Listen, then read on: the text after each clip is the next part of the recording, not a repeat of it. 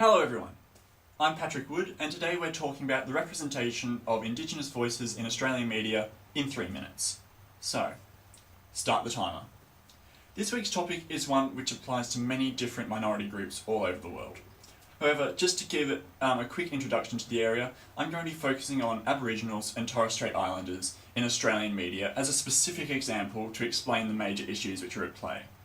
So, under 1% of journalists working in Australian newsrooms identify themselves as Indigenous. And this means that the view taken by mainstream media, it tends to be more towards an external view looking in.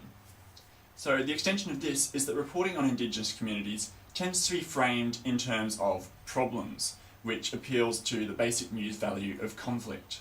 This means that the wording of many stories tends to be very much in terms of us and them. They have problems which we need to come in and solve.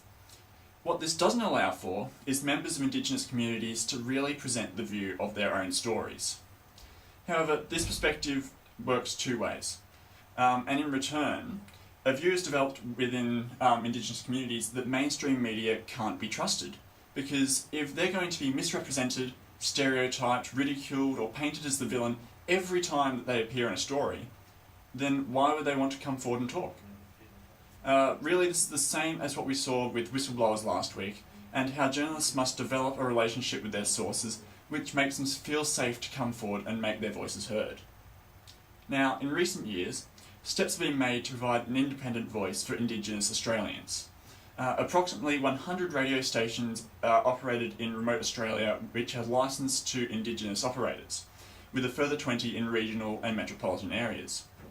On television, NITV, which is National Indigenous Television, is the main voice. Since 2007, it's produced 300 hours per year of content which represents Indigenous communities. The way forward for mainstream media, though, is to learn and respect the cultural difference of who they are working with. This can be as simple as extending the same courtesy that you would to any other source. Ask permission, respect their privacy, and treat their stories with the respect so that they're going to want to come back and talk to you again.